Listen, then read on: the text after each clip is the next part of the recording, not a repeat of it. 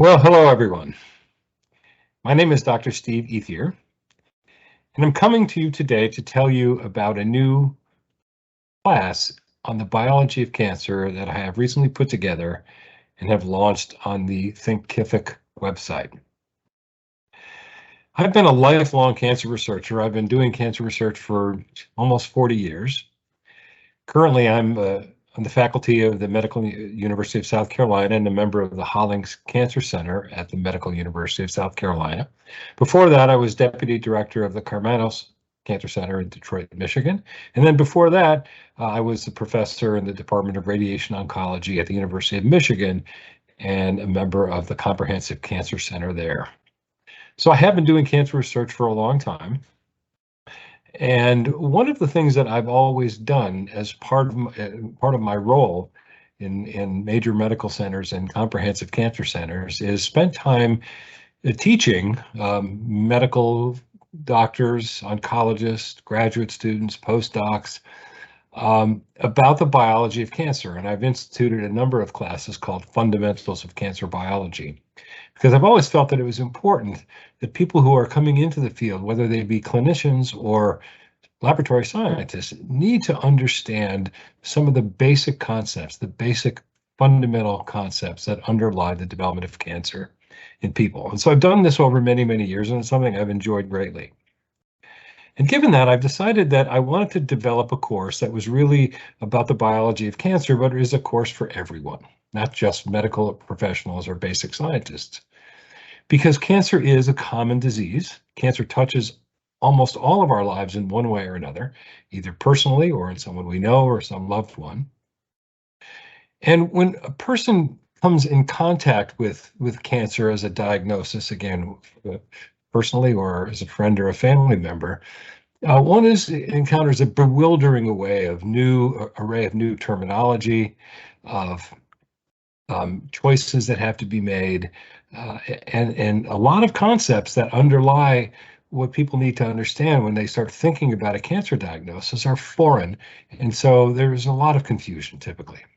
So because of that, I thought it would be a good idea to try and develop a course on the basic biology of cancer that really anyone who is interested in this field could take and learn more about the fundamental aspects of cancer as a disease, really a series of diseases, with the end goal of having it all make a lot more sense when one is talking about cancer in people, whether it's in terms of what causes cancer and how it develops, or when it comes to understanding how patients get treated with cancer today and in the future.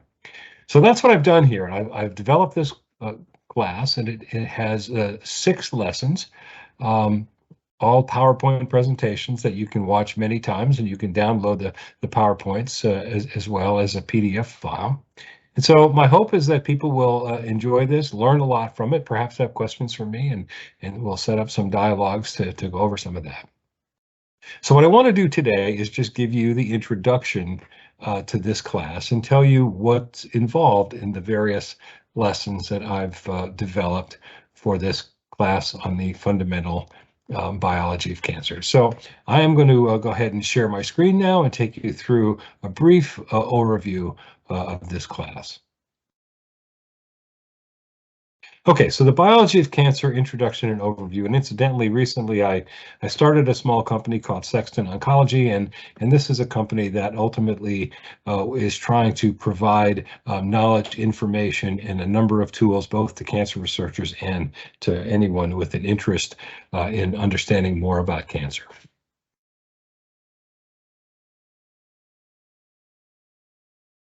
Okay, so in lesson 1, we start at the very basics. What does cancer look like?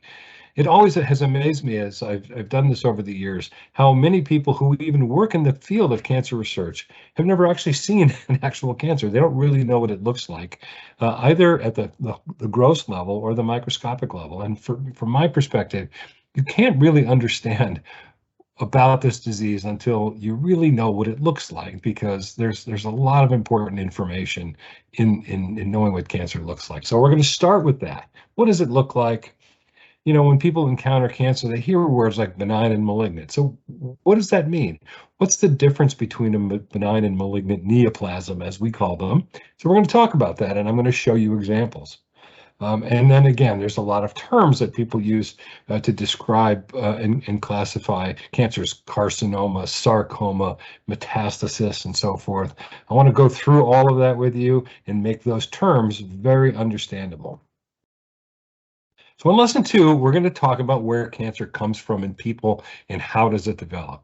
And there's a number of important fundamental concepts that we start with, which are really important in terms of having an overall fundamental understanding of cancer. And one is that cancer is actually a common disease, and it's important that we understand that in order to have other things that we encounter make a little bit more sense. So cancer is a common disease, and it's a clonal disease. We're going to talk about what that means. That's a really, really important concept to understand when we're thinking about the biology of cancer. And because cancer is a clonal disease, it is also a latent disease, and we're going to talk about what that means. Just briefly here, what that means is there's a long period of time between the time that the disease starts and is initiated and when a patient gets diagnosed with cancer. And most people don't understand that in humans, that period can be decades. It can be 20, 30, 40 years. So cancer is a long-term progressive latent disease, and we're going to talk a lot about that and why that's important. And so because of that, the number one risk factor for getting cancer is getting older. And these concepts are all related and intertwined, as you will see. And also, cancer does progress in discrete stages that take place over this time period in people. So we'll talk about those stages, what they're called, what they look like, and how one stage leads to the next in the progression of cancer in people. And that's all in lesson 2. So in lesson 3, we're going to talk about what causes cancer in people. Now, a lot of people really don't understand that cancer is mostly an environmentally induced disease. We're exposed to agents in the environment that cause cancer, and most cancers in people are the result of one or more exposures to these kinds of agents. So we're going to talk a lot about the kinds of agents that cause cancer, these so-called carcinogens. We're going to talk about why there are so many different types of agents and sort of what the unifying factors are with respect to the kinds of agents that cause cancer. And then we're going to get into how what cancer has to do with DNA and what the relationship is between agents that cause cancer and the DNA in the human genome. And this is where things really start making sense and getting really, really interesting. And so that will lead us to an introduction into this idea of cancer genomics. And we'll talk a lot about how our understanding of agents that cause cancer and our understanding of how DNA works, that understanding sort of launched a new era in cancer research called cancer genomics. And we'll talk a lot about that. Now I'm going to there's also a little extra credit lesson that goes along with lesson 3, and we call it 3.1, and it's on multi-stage carcinogenesis. And this has a few other interesting tidbits about other kinds of agents that we get exposed to that aren't really carcinogens, but actually contribute to the biology of cancer development. So that's in lesson 3.1. Okay, in lesson 4 now, we're going to talk about oncogenes and cancer development. And so to launch into that, we've sort of already introduced this concept of DNA and mutations and agents that cause cancer. So now we're going to talk about some specific kinds of genes that are involved in cancer development. And in order to have that discussion, we all need to be sort of on the same page in terms of understanding what a gene is. Anyway, we've all heard this term. We all know we have genes, but many people aren't really sure what they are and how they work. So we're going to give an overview of that as a starting point, and then talk about how the Human Genome Project led to the solutions to many of the mysteries about cancer that we had before we had sort of figured out the entire human genome sequence. Because that led to an understanding of a group of genes that are referred to as proto-oncogenes. And, there's a subset of genes in the human genome that we call proto-oncogenes, maybe a few hundred out of the 20 or 30,000 total number of genes in our genome. And we're going to talk about the difference between proto-oncogenes and activated oncogenes. and how one becomes the other, and how and we're going to talk about the mechanisms that by which an oncogene becomes activated, because once an oncogene is activated, it's now the dominant driver of cancer development. So we're going to pull all of this together so you understand how the connection between agents that cause cancer and how they alter DNA and how they activate specific genes called oncogenes and how that leads to the biology of cancer. Now, the key phrase in that last bullet point is this idea of oncogenes as dominant drivers. And then we're going to really confuse you by adding this last piece of lesson 4 on the mystery of the recessive nature of cancer. And so what you're going to see as we come out of this lesson is that there's almost a paradox that's involved, where on the one hand, we know there are genes that drive cancer that act in a dominant way, and then there are other genes that influence cancer development that act in a recessive way. And that's a really, really interesting sort of dichotomy that we'll explore in the next lesson as we talk about cancer genetics and the discovery of a whole different class of cancer genes called tumor suppressor genes. So we're going to then talk about the relationship between cancer genetics and cancer genomics.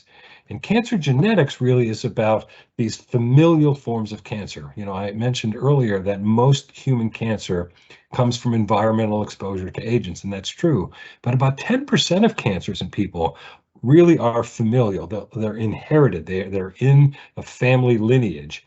And understanding those familial types of cancer is this field of cancer genetics. And it's been incredibly important to understand how these so-called tumor suppressor genes actually work, because this work on cancer families led to the elucidation of what we call the two-hit hypothesis, which is a solution to that mystery I alluded to earlier about the recessive nature of cancer. It's really a fascinating story.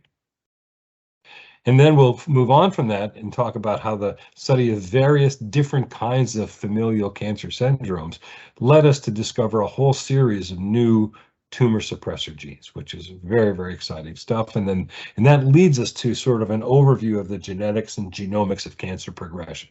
So in lesson 3, I think we introduced the concepts of cancer developing in stages.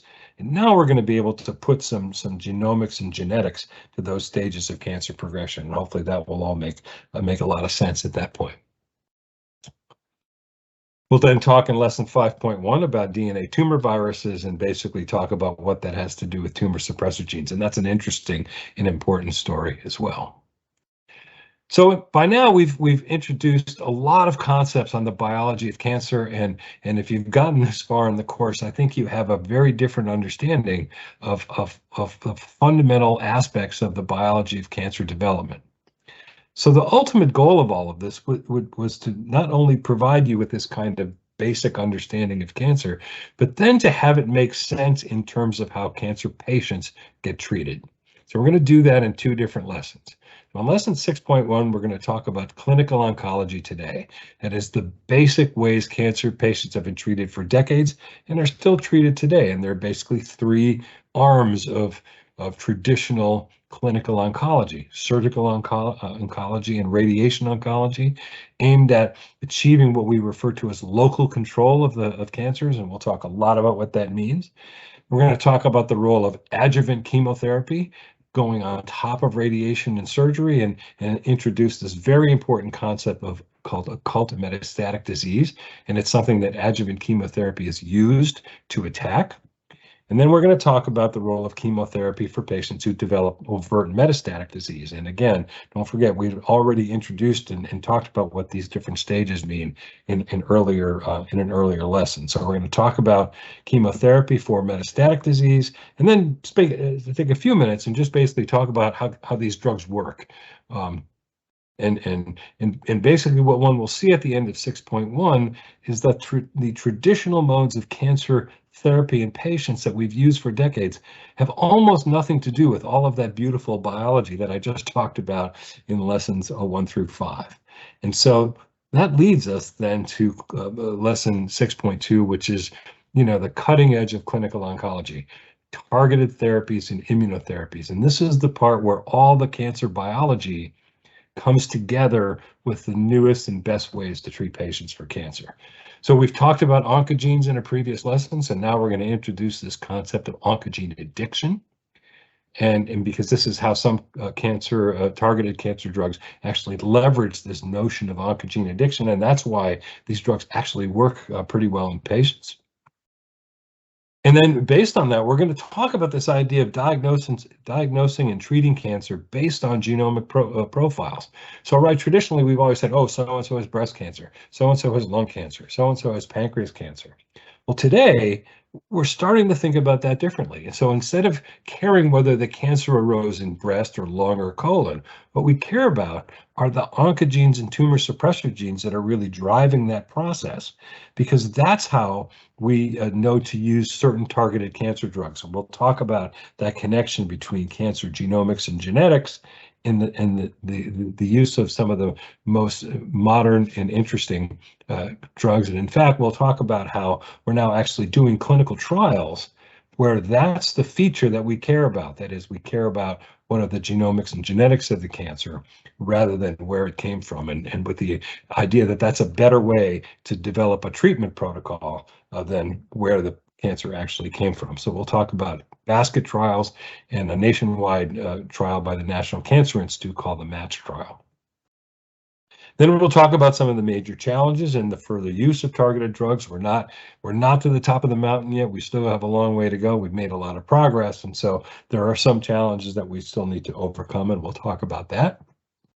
And then that will lead us to a conversation about something we call oncogene signatures and how we use that to do targeted drug combinations. And then finally, we'll close with a brief discussion about immunotherapy, because immunotherapy is another modern modality that sometimes works incredibly well in some patients, and we'll talk about why that is.